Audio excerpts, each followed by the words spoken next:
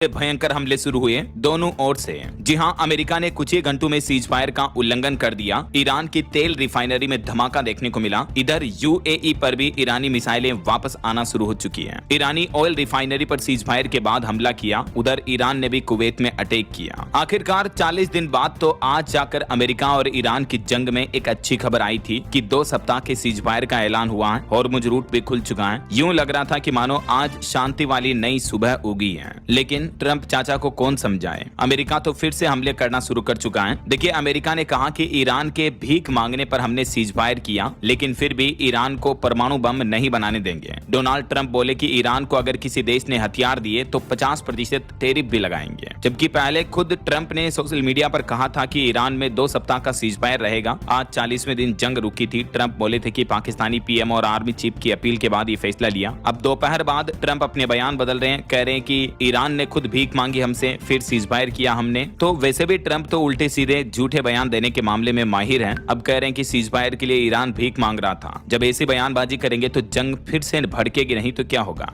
America ने कहा कि तेहरान के पास कोई ऑप्शन नहीं था। यही वजह है कि सीज फायर होने के बावजूद भी अरब मुल्कों में, जो अरब कंट्रीज हैं, वहां दहशत का माहौल फैला हुआ अभी भी। सऊदी अरब से लेकर कतर, कुवैत तक यूएई में भी हाई अलर्ट घोषित कर रखा है। और यही वजह है कि हमारी भारत सरकार ने भी ईरान में रहने वाले भारतीय नागरिकों के लिए एडवाइजरी में कहा कि तुरंत ईरान छोड़ दें। भारत ने सीज फायर के कुछ ही घंटे बाद भी ये फिर से एडवाइजरी जारी की आज 8 अप्रैल को, क्योंकि इंडियन गवर्नमेंट को भी पता है कि ट्रंप इतनी आसानी से मानने वाले हैं नहीं और अपने किए वादों को कभी भी तोड़ सकते हैं, वो कभी भी मुकर सकते हैं। यही वजह कि भारत सरकार ने भी कहा कि ईरान में रहने वाले भारतीय नागरिक जल्द से जल्द कंट्री छोड़ दें। ऐसा अभी अमेरिका का प्लान है। अगले 15 दिन थोड़ा शांति भरा माहौल रह सकता है, लेकिन हॉर्मुज रूट कब खुलेगा इसको लेकर भी अलग अलग जगहों पर मीटिंग होगी। इधर ईरान ने भी वार्निंग दे दी। सीज फायर के बाद भी ईरान का कहना है कि हमारी अनुमति के बिना हॉर्मुज रूट से गुजरने वाले जहाजों को हम उड़ा देंगे। भले ही सीज फायर हो चुका हो, लेकिन ईरान का कहना है कि फिर भी हॉर्मुज से गुजरने वाले जहाज हमारी परमिशन लेकर ही निकलेंगे। और समझौते के तहत ईरान हॉर्मुज से गुजरने वाले जहाजों पर अब ट्रांजिट टैक्स भी लगाएगा, मतलब टोल टैक्स की तरह वहां से रूट से गुजरने वाले जहाजों पर टैक्स वसूला जाएगा। इससे ईरान को कमाई भी होगी। युद्ध में हुए नुकसान का भरपाई कर पाएगा ईरान। हालांकि इस टैक्स का असर महंगाई के रूप में देखने को मिलेगा दुनिया भर में। हमारे देश में भी पेट्रोल, डीजल, फ्यूल, एलपीजी वगैरह जो है वो और महंगी हो सकती है। ऐसा